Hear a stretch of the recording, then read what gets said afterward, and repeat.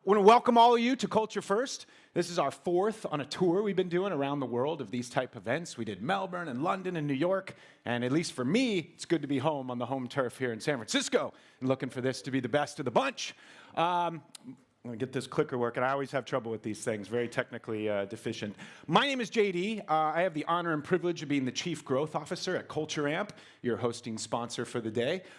Really want to take a minute just to thank all of you, welcome you again to this amazing venue. I want to first actually shout out the Commonwealth Club for this amazing venue, letting us use this today right here on the Embarcadero, which is so beautiful. I want to thank all of you. I know you have busy lives, busy schedules, lots going on at your companies. Really, really appreciate you taking the time to come spend the day with us and hopefully get some good stuff out of this, and we'll talk more about that in a minute.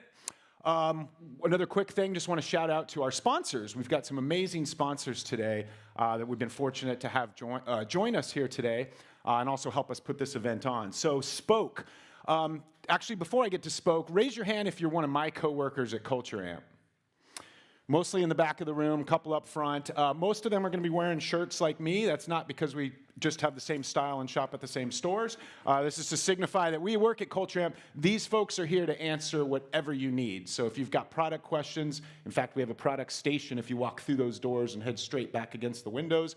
But if you've got product questions, not sure where you need to be, need a great cocktail recipe, whatever, reach out to one of these Culture First shirt-wearing Culture Amp employees, and they'll help you with whatever you need. So if you've got questions about the event, ask Culture Amp people. If you've got questions about your own workplace, that's what Spoke is here to help you with. So Spoke is an amazing tool. They integrate with Slack, they integrate with SMS and email, and really they are kind of this repository of workplace questions and answers. So you're sitting at work and you're like, oh no, what's that guest Wi-Fi password? Type a quick Slack, get the answer instead of chasing somebody down. So lots of cool stuff with Spoke. They really help you with all your workplace logistics, and they are our logistics sponsor today.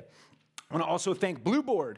Blueboard, amazing company, friends of ours. They are our experience sponsor today, and that's also what they do. They're all about workplace employee experiences. So reward and recognition. You want to reward your employees with tickets to a Warriors game or a spa day or even crazy stuff like a catered trip to the Galapagos Islands or dog sledding in Alaska, I think they've done, naked armadillo wrestling in Texas. Okay, I made that last one up, but those others were real, and that's the kind of experiences you can get with Blueboard, so definitely check them out. It's a great way for rewards and recognition for your employees. Last but not least, who doesn't love water, right? Water is life, water is what we need. In fact, personally, those who know me, that work with me, know I literally only drink water and alcohol. There's no coffee or anything like that in my diet, but and Bevy is one of the finest purveyors of water that you're going to find. But flavored water, sparkling water, clear water, whatever it may be, they are our sponsor today for all drinks, water, and at the end of the day, the booze. But check them out. They have an amazing product for filtered water, flavored water, all those things like I mentioned. Really great, and they're out there. You can see them in the lobby right out here. The other sponsors, by the way, will be set up on level 1. I think Ben from Spoke is here. There's a couple people from Blueboard. Raise your hand in the back of the room, Blueboard people. I think they'll be hanging out on level 1, and you can visit them there. By the way, we do have run of the whole venue, and there's a rooftop deck on the above the 3rd floor, and then our breakouts, which we'll get to in a minute, are on the 1st and 3rd floor. And if you need to take a call or jump out of a meeting, you can head up to the roof or one of the unused rooms if they're not being used at that moment. We got a amazing array of speakers today. We've got CEOs, we've got venture capitalists, we've got culture consultants, we've got practitioners from all sorts of interesting companies. Really, really exciting, jam-packed day for all of you. And really today, there's kind of 3 goals I have for you guys. Maybe I'll even call them rules, right? Things that I want you guys to all take away from today. And there's just 3 of them. 1, we want you to learn something.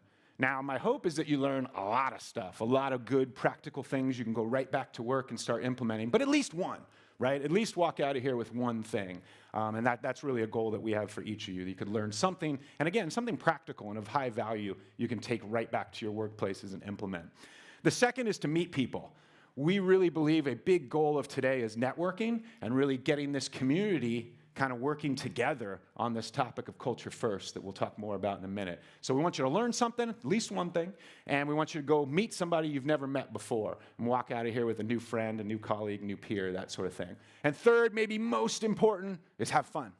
right? I don't get out of bed unless there's some fun involved. I want to see smiles on your faces, and I'm pretty sure that'll happen. So we want to have a good time today. We want to learn things, we want to meet some people, and we want to have a really good time doing it all the way through.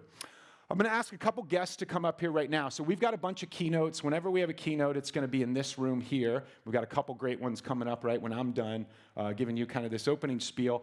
Then throughout the day, we have breakout sessions. And the way the breakouts are going to work is there's going to be 3 different breakout sessions, all with unique content.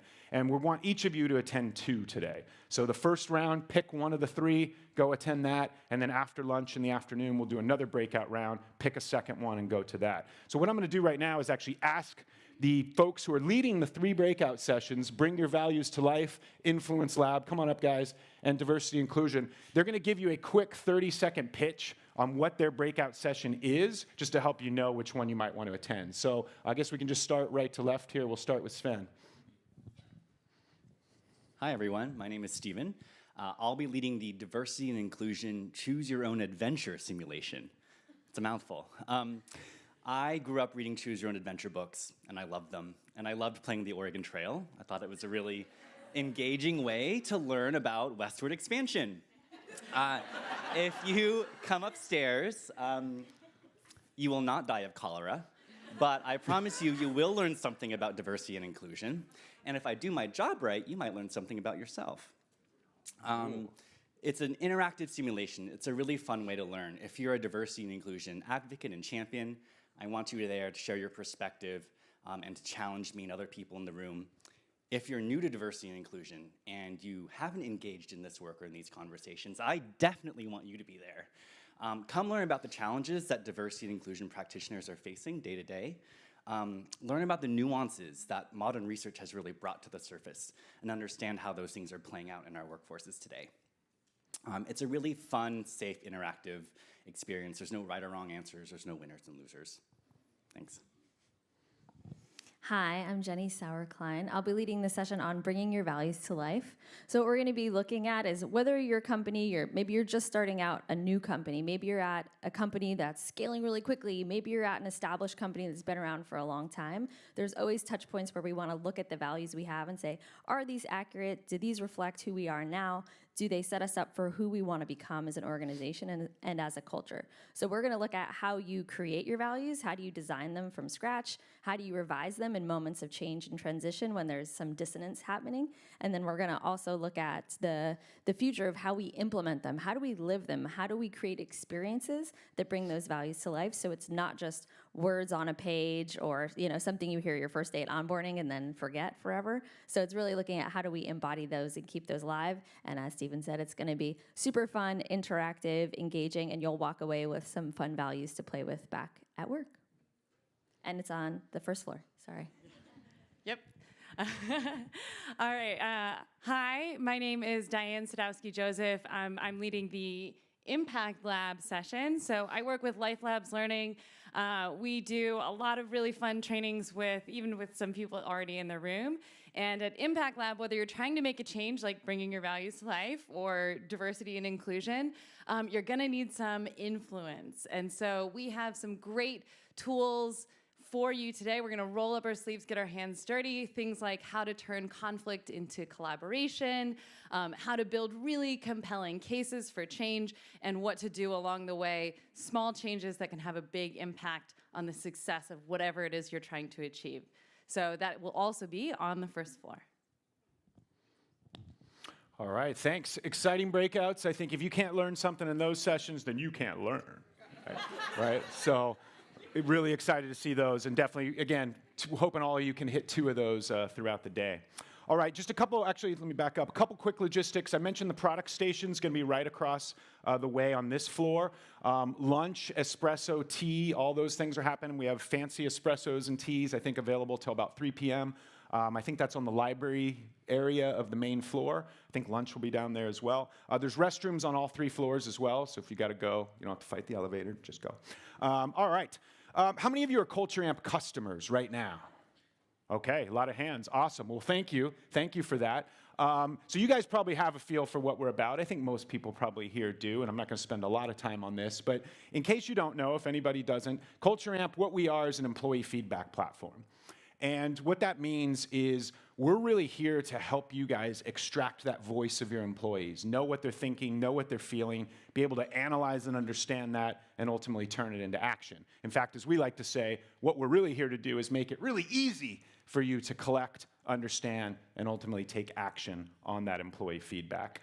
So that's kind of what we're all about. And we're really, really excited to be really members of this community at large, of, as we like to call you guys, people geeks, that are all coming together to think about this sort of stuff and think about how to make workplaces together and kind of using feedback at the core of that.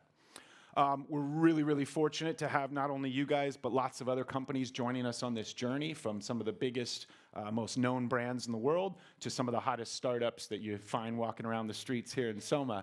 But lots of customers have been able to join us on this journey, and we're really excited about all the learnings we get from them, and hopefully us being able to help them as well. Why are we here? It's a deep philosophical question. Might have to answer that during happy hour later, but why are we here specifically today? Why did we have this event and ask you guys to all come here and hang out with us? I think there's probably a lot of reasons, honestly, but there's three that come to my mind that I just wanted to share with you. One is education. As I've been stressing already, we want you guys to learn. Education's really important to us at Culture Amp. It's one of our internal values is based around learning. We do a lot of things to help our own employees constantly grow through learning and education. It's really our go-to-market strategy as well. When people ask me, how do you sell and market and go find customers and that sort of thing, education's really at the key for us. We want to help learning. We want to learn ourselves, and we want to kind of help others keep learning. So education, really, that's a core theme of today. Whoops, went too fast there. Let's do that again. The second one is the other thing I kind of talked about earlier, is meeting people, networking. I think we all live our lives right now glued to our devices. Our heads are on always in the electronic world and the digital world.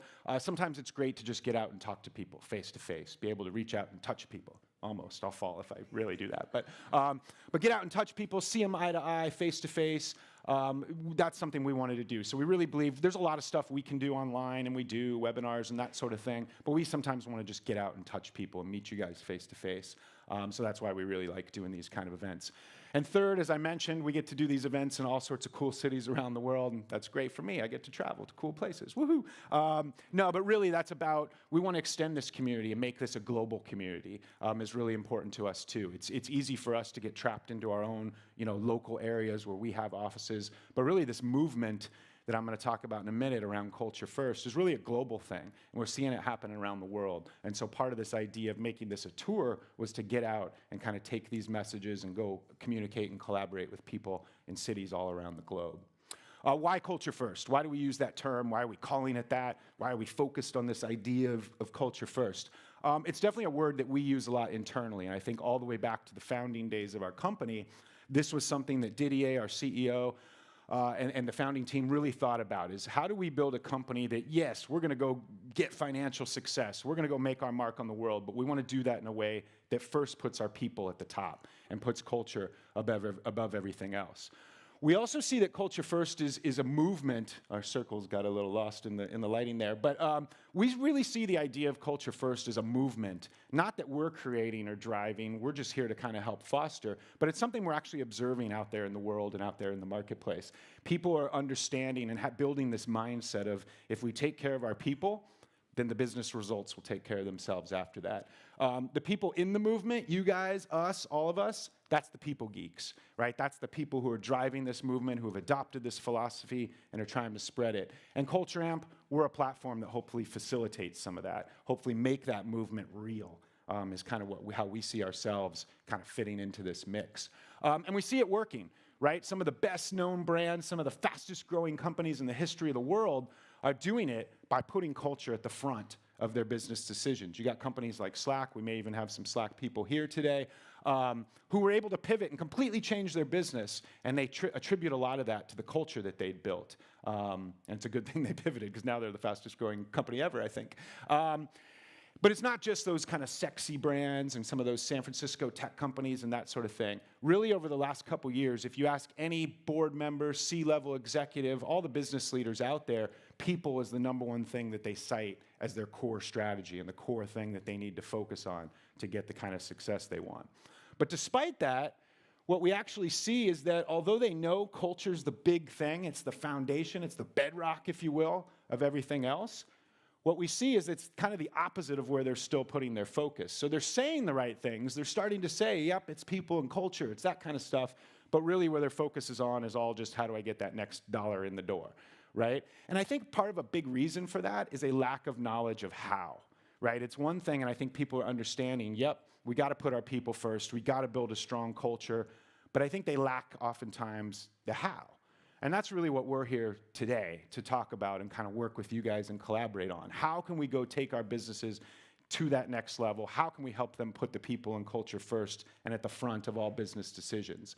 And I think what we've come to realize, and probably a lot of you in this room, is that when we talk about culture first and putting people at the front, that's not just a soft, squishy thing off to the side that's kind of separate or in place of going after financial success or other things. In fact, what we believe is it's not an alternative outcome. It's the way you achieve success in a business, right? It's the way you get to those financial outcomes. It's the way you make your customers happy is it starts at home and first taking care of your people and culture. So with that, I'm going to kick off our first keynote speaker, who's my friend, boss, and CEO, and co-founder of Culture Amp, Didier Elzinga, who's going to talk a little bit more about what Culture First means to him and kind of how we think about it internally at Culture Amp. So big hand for Didier.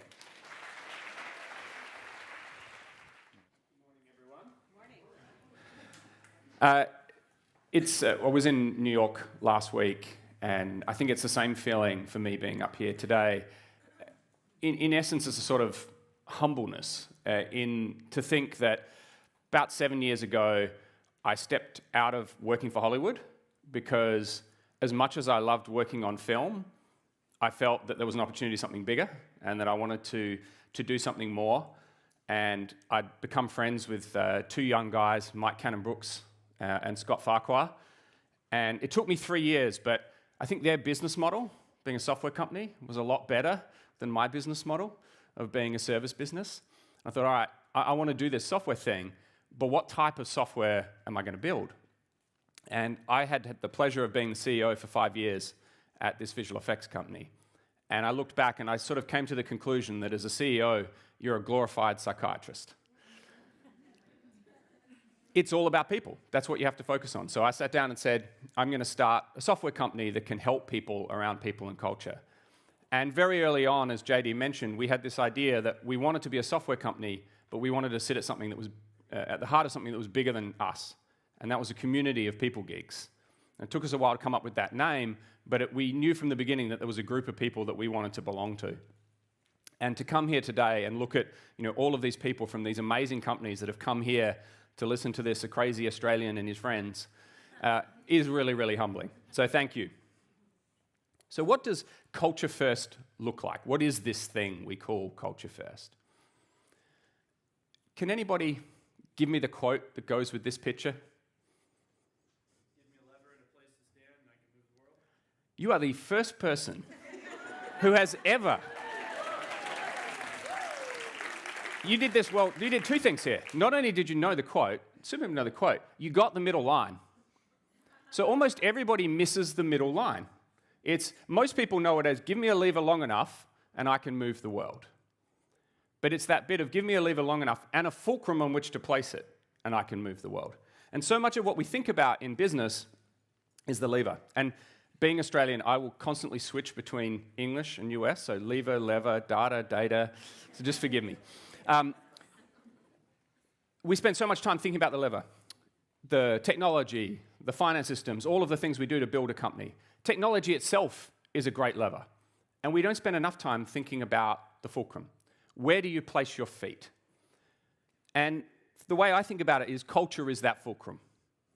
When you're building a business, where you choose to place your feet is one of the most important decisions that you will make. And the challenge is when you go talk to people about this and you talk about culture and what it means, there's this one view that people say, well, look, culture is just what it is. We can't really affect it. As a CEO, my job is just to make sure we make lots of money. Increasingly, I think we're finding that there are CEOs that have a slightly different view on that. Not just CEOs, board members, senior executives, leaders, who say, yes, you have to have something that the market wants. But if you can't create a place where people want to build that thing, want to make that thing, then you're dead too. And so what we see is that culture-first companies are ones that understand that you have to intentionally curate that experience. They take responsibility for thinking about what the experience of their people is. And JD talked about this earlier. It means thinking about the impact on culture in every decision that you make.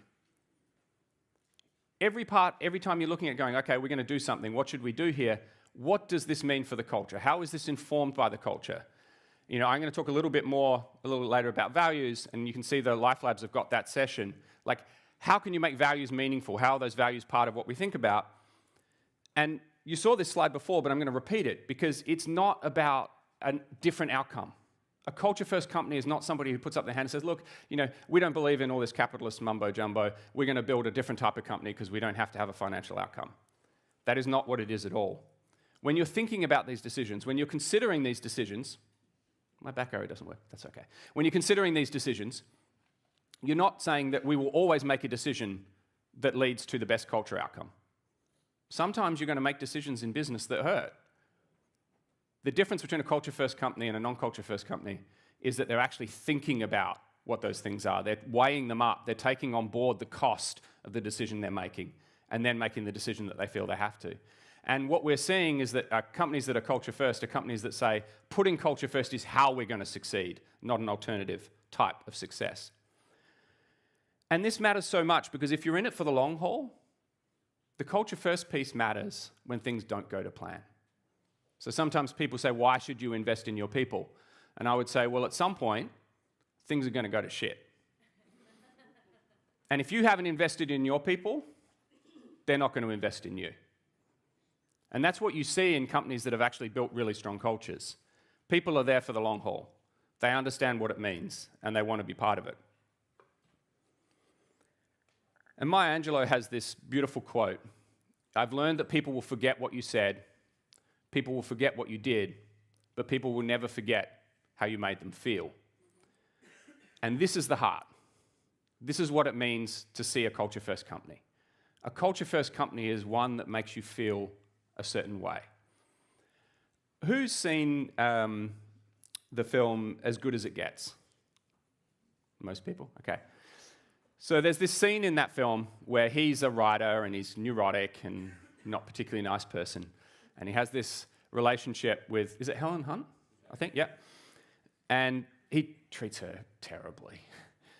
And there's this moment there, I think they're in the restaurant, and she sort of says to him, look, why? Why are you doing this? Like, why are you making yourself miserable? Why are you making my life so difficult? Why are we doing this? Let's just stop.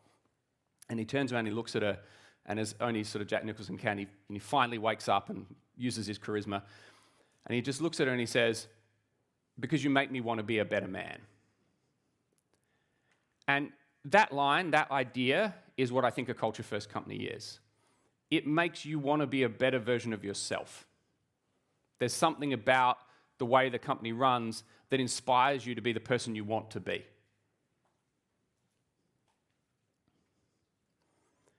So we think about culture as something that sits underneath building a successful company. And we like to say if brand is a promise to a customer, culture is how you deliver that promise. And it drives me nuts when people have these two things as separate. So, you know, you've got the marketing team over here coming up with a brand and all the things that the company's going to be in the market, the promise it's making to its customers and how we're going to deliver it. And then we have a different group of people over here designing the values and talking about what type of company it's going to be and how it's all going to work. And they've got their backs to each other. If you're going to create a meaningful product, if you're going to create a meaningful service, if you're going to deliver something valuable in the market, it has to be built upon a culture that can deliver that. But equally, if you're going to create a meaningful culture, it needs to understand what type of company you're trying to build. What is it you stand for? What is it that you need to exist? What do you need to be to exist? These two things go hand in hand. So we like to say that if you want to be financially successful, you have to be customer-centric. But if you want to be truly customer-centric, then you actually have to put culture first. And one of the hallmarks of doing this well is actually engaging the whole of people. So this is my youngest son, Casper, and our puppy, Zubin. But this phrase is something that I have to remind myself. I'm a workaholic. but we borrow the time we have at work from people that are much more important to us than the work is. And if that's the case, then the work has to be meaningful. You have to know why you're doing what you're doing. What is it that attracts you to it? What is it that makes this a place that it's worth giving up that time? And having that concept when you actually start thinking about building a business is what makes Culture First so important. And it leads on to the 3 hallmarks that we see in Culture First companies. So we're blessed to work with some of the most amazing companies in the world and to see not only the great things they do, but also the things they struggle with. Because there is no such thing as a perfect culture. That's a cult. There are cultures that are clear. There are companies that are really clear about what's going on and they embrace it. And I'm going to talk a little bit more about that in a sec. But the first thing that we see in these companies that do this really, really well is that they sweat their values. Values are not just words on a page. Values are something that are meaningful. And sometimes I do a thing when I'm up on stage and I'm presenting to a room like you. I play a game of values bingo, and I put up innovation, accountability, excellence, teamwork, honesty, integrity, and we all put our hand up to see which ones we have. We're like, congratulations, you're all just like each other. And this happens because oftentimes we fall into the trap of thinking that the values that we have as a company should somehow represent, in a way, the world that we want to live in. So they're like, this is how I would like the world to be, so they're going to be the values that we're going to hold. And we sort of allow ourselves to think of values as something that is we aspire to on a good day. You know, once we've hit our number, once everything's been delivered, and we're sitting around, this is what we'd like to be like. Whereas the values that are really powerful, the values that sit at the heart of Culture First companies, are values that the people are willing to hurt for. Now, hopefully not physical. You know, the tattoo here says, bleed with me and I'll forever be your brother. And hopefully it's not physical, but every single one of you probably could earn more money, could have a shorter commute, could have more time with the people that are more important to you than the work is, if you chose to work somewhere else. So a Culture First company is somebody that understands that and says there needs to be ways that we are going to work together, things that we value and care about that are at the heart of this business, and they are our values. And those values are not things that are just stuck up on a wall and that we refer to from time to time. They're things that we sweat, things that we care about, things that we weave into everything that we do. And if you have that, it allows you to actually hold up a mirror and be accountable. So as I said before, there is no perfect culture. There is a self-awareness in a Culture First company. There is the willingness to hold that mirror up and tell people what you see and be accountable to what you see. Particularly as a CEO and as a leader in a company, your willingness and your ability to get up and tell people what is actually going on is critical in building a Culture First company. And where it gets the hardest, where the rubber really hits the road, and I think where you can separate a truly Culture First company from one that's just trying to be but hasn't necessarily got there, is how they think about the growth of their people. Because in a Culture First company, you understand that the company itself will only grow to the extent that you can grow your people. Now, how many people in the room are in a fast growth, venture-backed business? Not surprising, given I'm in San Francisco. Every one of you has a conversation that goes on at the boardroom table, probably every board meeting, that goes something like this, and I have it too. We don't have time to have people learn on the job. You need to go hire somebody who has done this before. And they're right. You know, you can save yourself, your people, the company, a lot of pain by getting somebody who has done it before. But it is a slippery slope. Because it's very quickly you can turn around and realize that the people in the company no longer have any opportunity to grow. And other companies are looking at them and hiring them into their company because of what they did in the past. And in a Culture First company, it's about changing that mindset. Now, it doesn't mean that you're not going to go hire senior experienced people. You have to. But it means that you're willing to hurt for the people you have. And I'm going to talk a little bit about some of the things we do at Culture Amp to try and bring that to life. But this is the thing that you can look at when you say, what does it mean for a company to be culture first? It is, what does the company think about and how does the company embrace the growth of its people? So how does Culture Amp put culture first? What do we do? I'm going to say it for the third time. There is no perfect culture. We are not perfect.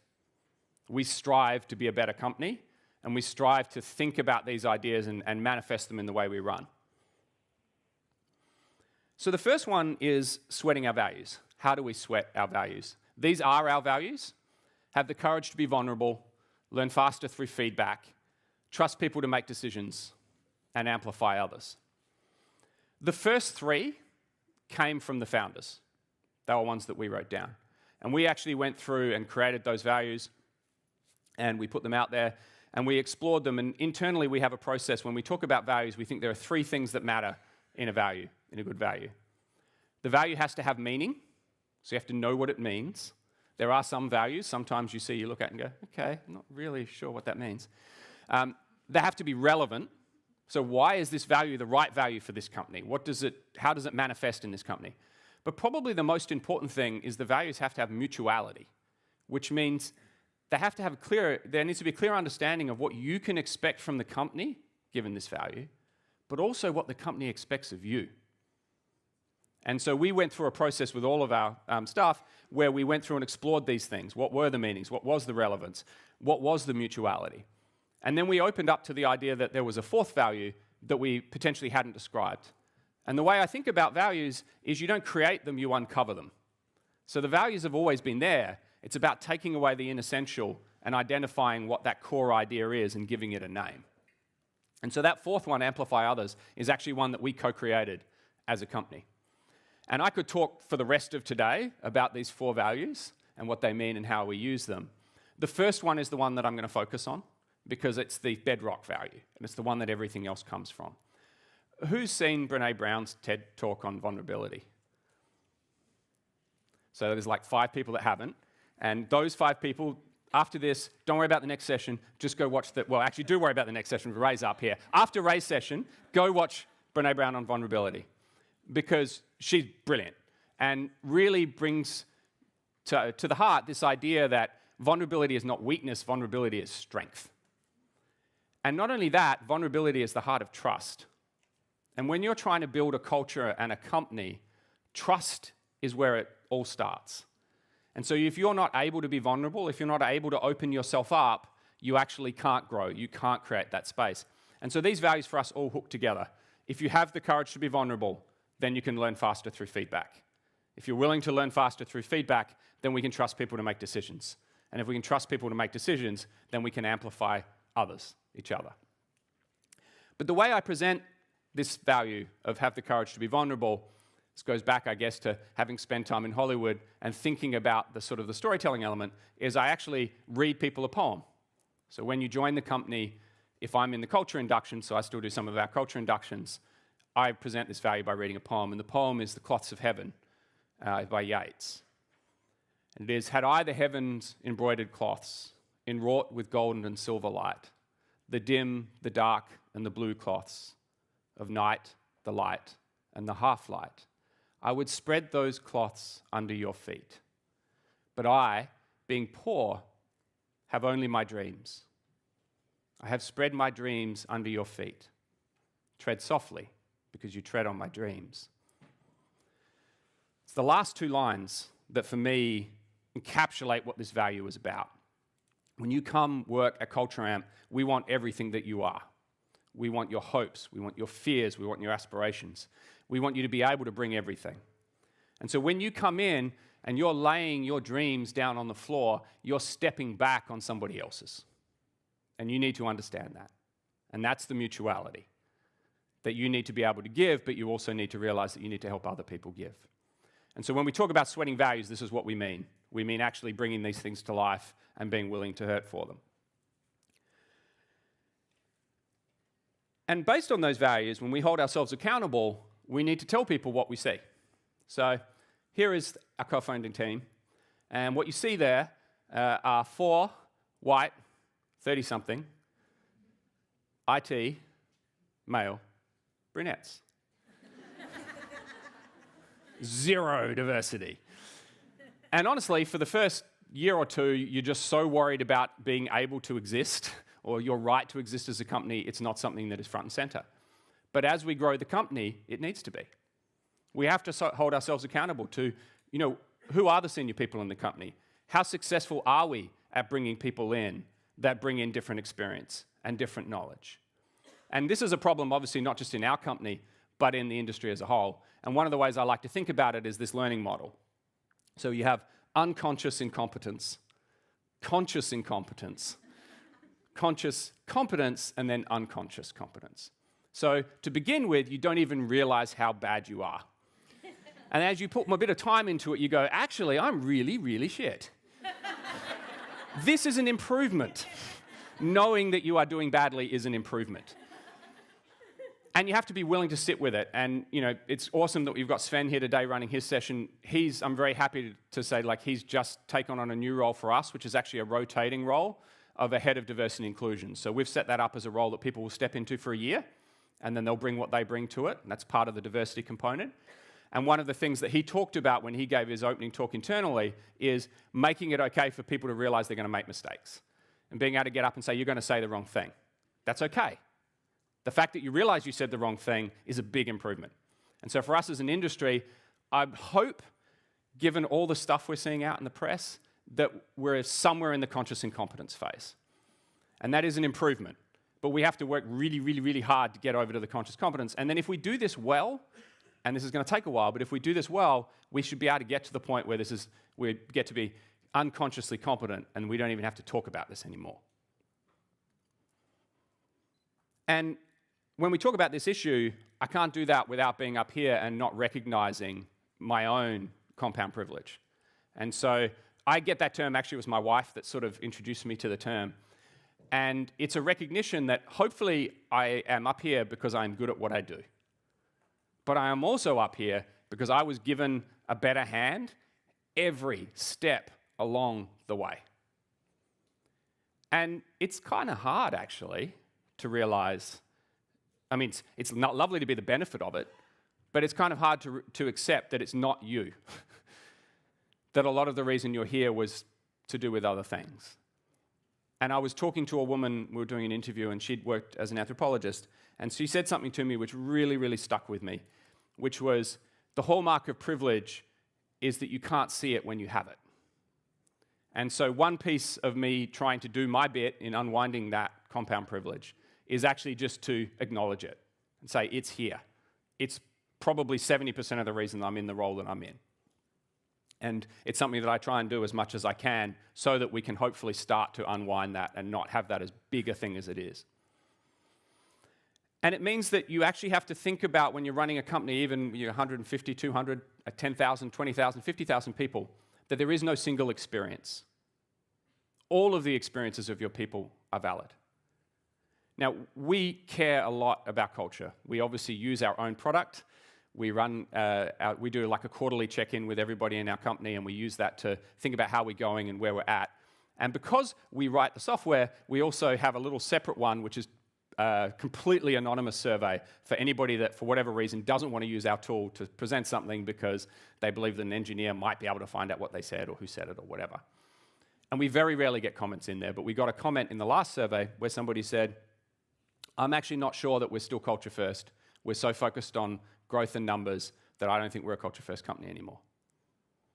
And when I read that, I felt awful. And I wasn't really sure what to do about it. And the first thing that I ended up doing was actually, when I got up on stage to present the results to everybody in the company, we looked at what we had, was to actually acknowledge that and say, you know what? As much as that makes me feel terrible, that is not the company I want to build, I have to acknowledge that that is the reality for that person. There is something that has led to that person feeling that way. I want to change it. I don't like it, but it's true. And so a culture-first company is one that realizes there is not a single experience. There is a plurality of experience, and our job is to try and help that whole experience move. And when it comes to growth, this is something that we struggle with too. How do you grow your people? We do a lot of things that hopefully are unique and effective. So one of the things we have is a Coaching for Everyone program. So everybody that joins the company at the 6-month mark gets given 3 sessions with an executive coach. We have panels in all of the countries where we have offices.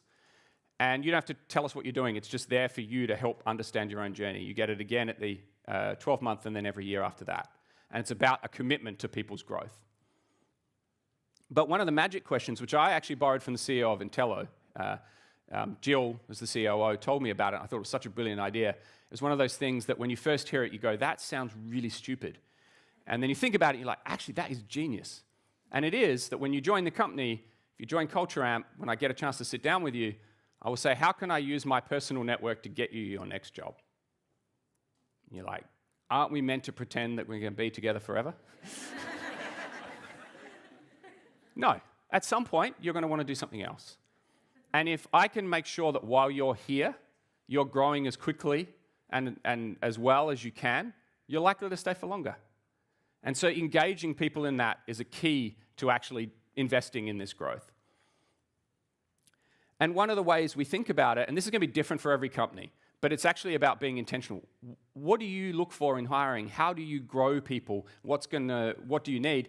One of the questions that we ask internally is, if we're going to hire for a role, is there somebody internally who could get there in 6 months? Because if you can get somebody internally by investing in them from where they are to that role with 6 months, I can guarantee you they'll get there faster than the person you think you're going to go hire.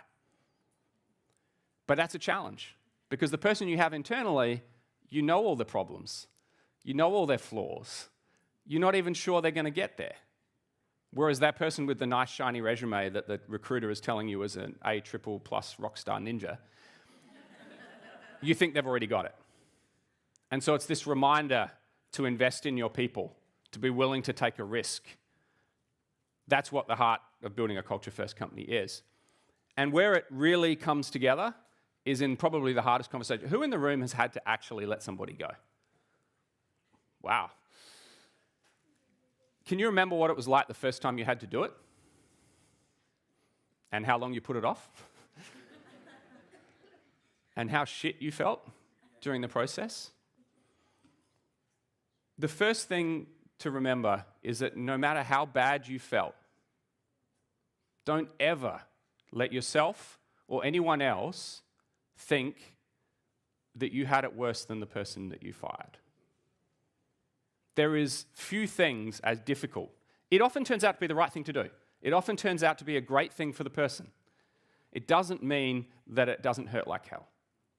When somebody comes to you and says, you know what, you're no longer the person that I thought we needed. And Dawn Sharafin from Slack has a phrase which I think is a really great phrase, which is, you can tell a lot about a company by how they bury their dead.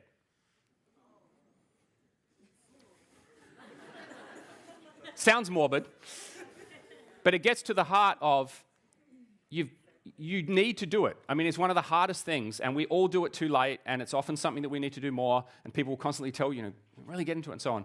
But you've got to remember that you have to do it with dignity. In a culture-first company, it's not just about setting an example for the people around them by getting rid of people that don't perform. It's about actually embracing who those people are and allowing them, if they are going to go, hopefully to something better, to do it with dignity. So if you do these things, and certainly what we strive to do at Culture Amp, if you sweat your values, if you're willing to hold up a mirror and be accountable for what you see, and you're willing to invest in growing your people, then you can build a culture-first company. And that's what today's all about. That's something that I invite all of you to do. Build something culture-first. And just as it is in startups, this is really, really, really hard. And so I love this quote from George Bernard Shaw. People who say it cannot be done should not interrupt those that are doing it. Thank you.